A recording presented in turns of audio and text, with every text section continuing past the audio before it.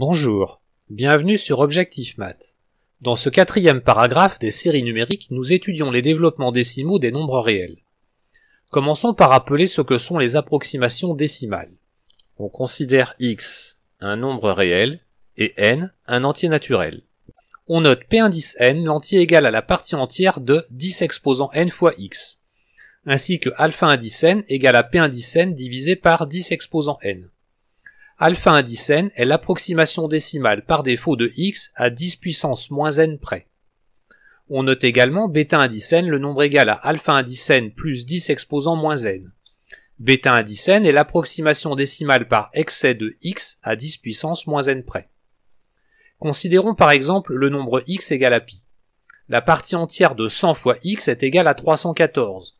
Donc l'approximation décimale par défaut de x à 10 puissance moins 2 près est égale à 3,14.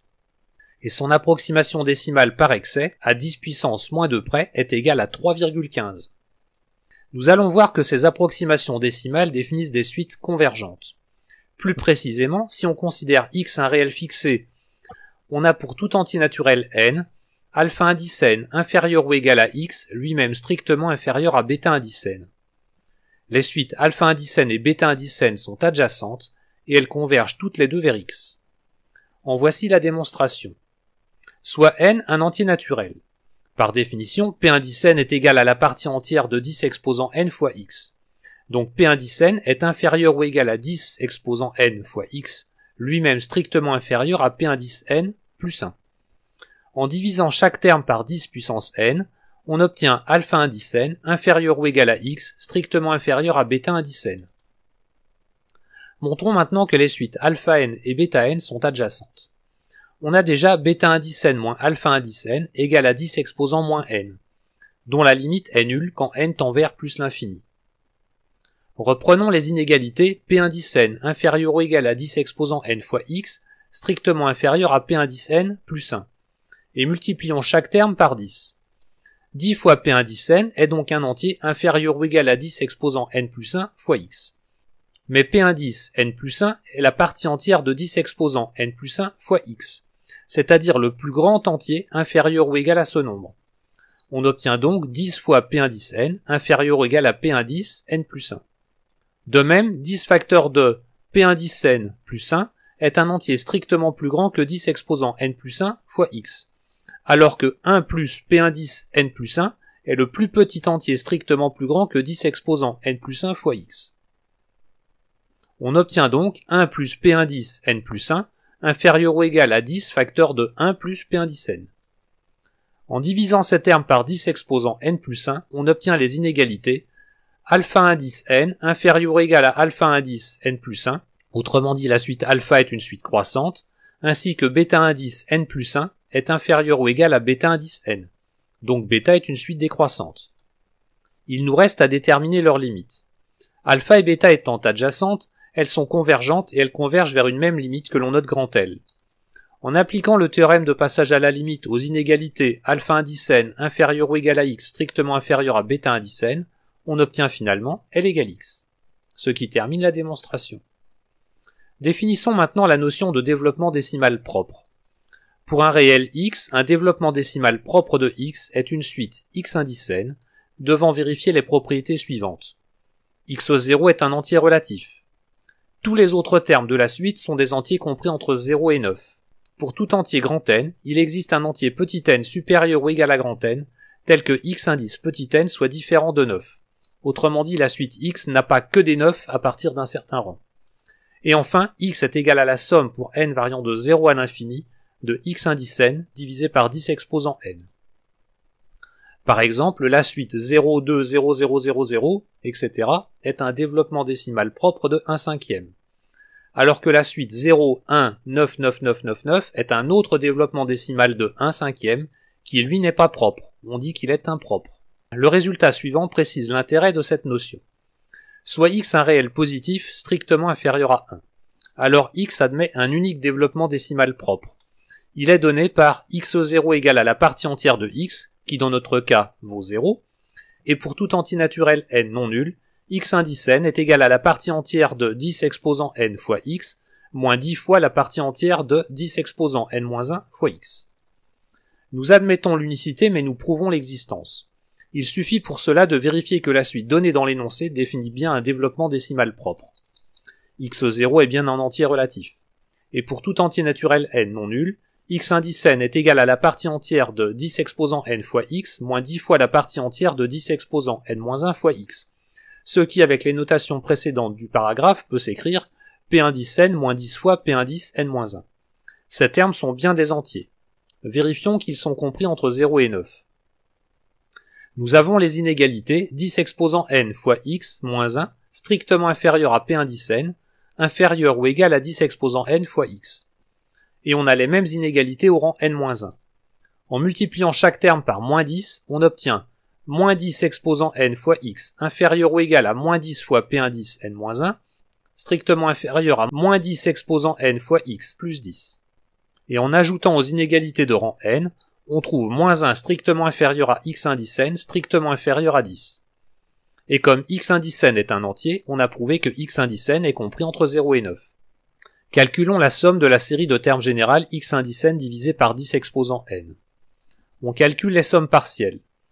La somme pour k variant de 0 à n des x indice k divisé par 10 exposant k est égale à x indice 0, plus la somme pour k variant de 1 à n des p indice k moins 10 fois p indice k moins 1 divisé par 10 exposant k.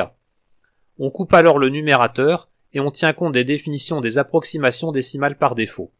Les deux sommes se simplifient alors, et la somme partielle est égale à alpha indice n. Mais nous avons déjà montré que la suite de termes générales alpha indice n est convergente vers x. Donc la série de termes générales x indice n divisé par 10 exposant n est bien convergente et sa somme est égale à x. Nous avons ainsi vérifié que la suite de termes générales x indice n est un développement décimal de x. Il nous reste à vérifier qu'il est propre. Supposons par l'absurde qu'il soit impropre, ce qui revient à supposer qu'il existe un rang grand N à partir duquel tous les termes de la suite sont égaux à 9. Considérons P un entier supérieur ou égal à grand N.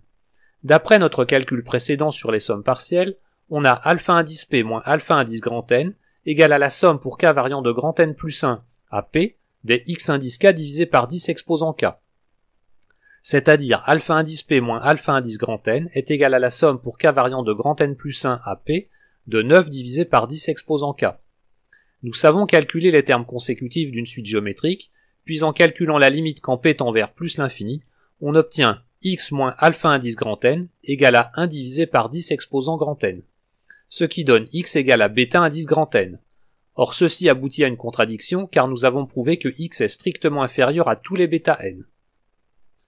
Faites bien attention, il n'y a pas unicité du développement décimal. Si x est un réel, il y a deux possibilités. Soit x est un décimal. Dans ce cas, il n'y a pas unicité du développement décimal. Par contre, il y a unicité du développement décimal propre. Et d'ailleurs, il y a aussi unicité du développement décimal impropre. Et si x n'est pas un nombre décimal, x a un unique développement décimal, et il s'agit d'un développement décimal propre. Autrement dit, pour un nombre réel non décimal, il n'y a pas de développement décimal impropre. Je vous redonne un exemple. La suite 0, 9, 9, 9, 9, etc. est un développement décimal de 1. Il s'agit d'un développement décimal impropre. La suite 1, 0, 0, 0, 0 définit un autre développement décimal de 1, c'est un développement décimal propre. La suite 0, 3, 3, 3, 3 est un développement décimal de 1 tiers, c'est le seul développement décimal de 1 tiers et il est propre. Nous terminons avec les développements décimaux des nombres rationnels. Si x est un réel, alors x est un rationnel si et seulement si son développement décimal propre est périodique à partir d'un certain rang. Plutôt que d'en donner une preuve générale, je vais me contenter pour une fois d'en donner un exemple. Considérons le rationnel 5 divisé par 14, et posons la division. Le quotient est nul, ce qui nous donne la valeur de x indice 0 et le reste vaut 5. On continue la division, et on abaisse un 0. Il y va maintenant 3 fois, et il reste 8. On abaisse un 0. 14 y va 5 fois, et il reste 10. On abaisse un 0. 14 y va 7 fois, et il reste 2.